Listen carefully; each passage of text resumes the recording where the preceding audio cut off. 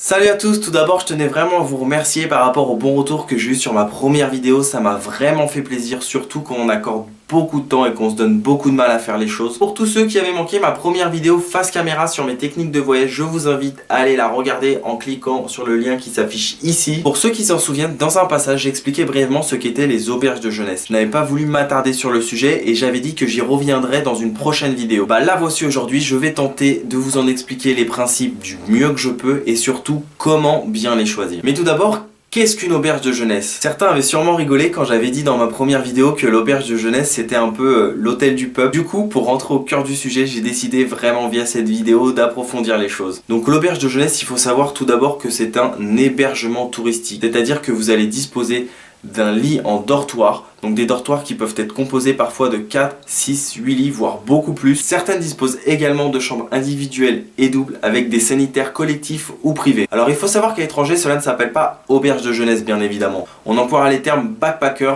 hostel ou guest house. Et parfois même dans certains pays d'Amérique du Sud, on dira hostal ou hospedaje. Alors durant cette vidéo, ne soyez pas surpris si j'emploie souvent les termes hostel ou backpacker. Alors certaines sont affiliées à des réseaux dont vous reconnaîtrez le logo tel que YHA qui dispose d'auberges dans plusieurs pays du monde. C'est tout d'abord un gage de valeur, un peu comme les grandes chaînes d'hôtels que vous pouvez vraiment retrouver partout dans le monde. Mais également si vous disposez de la carte membre d'un de ces réseaux, vous pourrez bénéficier tout simplement d'une réduction sur le tarif de vos nuits. Ces auberges affiliées à ces réseaux sont en général très sérieuses mais sont souvent les plus chères. Attention, je fais une petite aparté, on dit auberge de jeunesse en français mais cela ne veut pas dire que ce sont des établissements seulement réservés aux jeunes. Il n'y a pas de limite d'âge. Moi-même j'ai déjà vu des parents avec des enfants ou bien des voyageurs ayant dépassé la quarantaine. On rencontre donc tout type de personnes même si la clientèle principale reste à peu près entre 18 et 30 ans. Pour résumer cette explication, comme vous l'aurez compris, l'auberge c'est principalement un lieu pour dormir.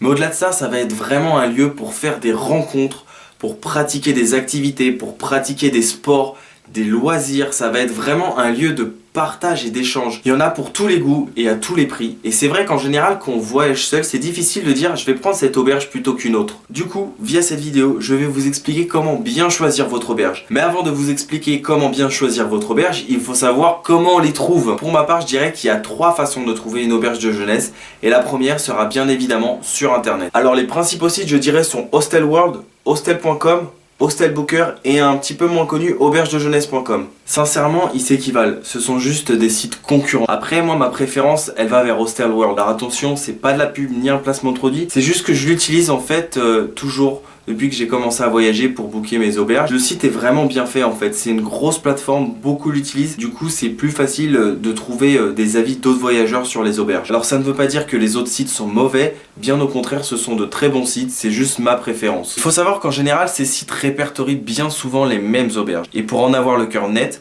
j'ai décidé de vous apporter une réponse beaucoup plus approfondie et beaucoup plus constructive. De ce fait, je suis allé chercher l'information pour vous et j'ai fait une découverte assez intéressante. Je m'explique, je suis allé faire un petit tour sur les 3 principaux sites, à savoir hostel.com, Hostel Booker et Hostel World. J'ai choisi comme ville Bogota pour la nuit du 5 au 6 septembre 2016, donc ce qui est assez loin dans le temps, pour une personne. Et j'ai filtré ma recherche en fonction du prix en allant dans un ordre croissant. Et voici ce qu'on trouve. Sur hostel.com d'abord, regardez bien, les 3 premiers backpackers qui apparaissent sont Chorro de Quevedo à partir de 5,26€ la nuit, puis North South Hostel à partir de 6,24€ la nuit, et enfin Musicology Hostel à partir de 6,25€ la nuit. Ensuite, sur Hostel Booker, on constate que ce sont les mêmes qui reviennent et au même tarif. Mais c'est à partir de là que survient la différence. En effet, sur Hostel World, on trouvera les mêmes mais à des tarifs moins élevés. Par exemple, pour la première auberge, elle ne coûtera que 4,96€ au lieu de 5,26€. Donc je pensais au début qu'après avoir payé, il me rajouterait une petite commission, ce qui équivaudrait tout simplement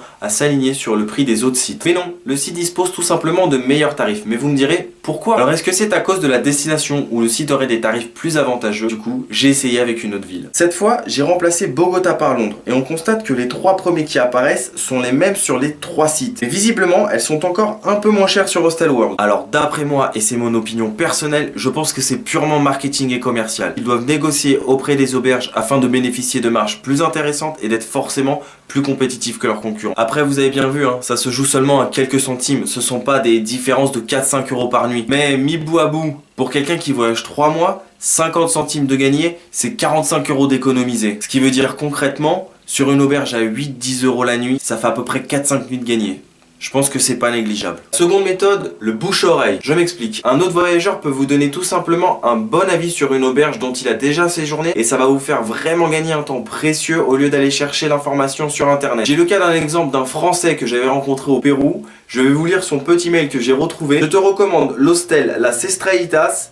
C'est reposant, agréable, 15 soles avec petit-déj. Donc 15 soles, c'est équivaut à peu près à 3,64 €. Et on y rencontre des gens intéressants. Alors vous voyez que c'est une technique qui marche bien, le bouche-oreille. J'ai autant reçu de bons conseils que j'en ai également donné aux autres personnes. Il y a également le bouche-oreille de patron d'auberge de jeunesse. En effet, une personne peut disposer de plusieurs auberges dans un pays. Et si vous avez passé un bon séjour la première fois dans une ville, vous serez beaucoup plus en confiance et dès lors que vous allez être amené à aller dans une nouvelle ville, si cette personne a une auberge de jeunesse dans cette ville, vous aurez envie d'y aller les yeux fermés. Il y a aussi le bouche-oreille entre les patrons d'auberge de jeunesse, c'est-à-dire que beaucoup d'entre eux se connaissent dans le métier. J'ai encore le cas d'un exemple concret. Lorsque j'étais en Thaïlande, j'étais à Koh Samui et je voulais me rendre sur Koh Phangan. J'avais demandé au patron de l'auberge dans laquelle j'étais s'il connaissait une bonne adresse sur Koh Phangan. Et il m'a redirigé tout simplement vers l'un de ses collègues d'une autre auberge et j'ai pu passer un très bon séjour là-bas. La troisième méthode, ce sont les gens qui viennent vous chercher directement dans la rue ou à la sortie des bus. Et ce sont des cas qui arrivent en général dans les pays d'Asie du Sud-Est ou dans des petites villes en Amérique du Sud. Alors cette méthode, elle est vraiment bien parce que pour le coup, elle vous fait gagner un temps précieux, mais elle peut être aussi très fatigante. Par exemple, vous êtes tapé 15 heures de bus pour rejoindre une ville, et à peine sorti du véhicule, vous n'avez même pas eu le temps de boire un coup, d'aller aux toilettes ou de manger un morceau, il y a 15 personnes comme ça qui vous sautent dessus pour vous proposer un hébergement, c'est vraiment très fatigant. Par contre, par rapport à cette méthode, je tiens à vous donner juste un petit conseil. Ce sont souvent des chauffeurs de tuk-tuk ou des chauffeurs de taxi qui vous agrippent comme ça à la sortie des bus. N'hésitez pas surtout à bien leur demander le prix.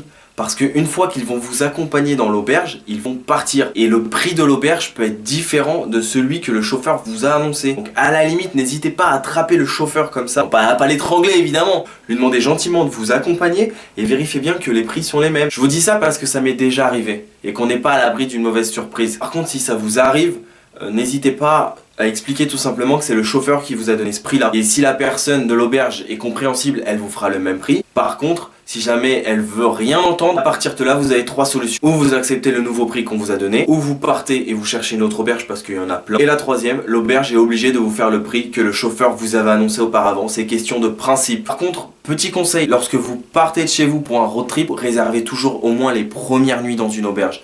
Pourquoi ? Parce que tout simplement quand vous vous êtes tapé 10-12 heures de vol, il vaut mieux être sûr d'avoir son hébergement pour la nuit, d'être tranquille, de pouvoir en arrivant vous reposer, vous détendre, prendre une petite douche. Voilà, maintenant qu'on a vu comment les trouver, je vais vous expliquer rapidement comment bien les choisir afin d'éviter les mauvaises surprises.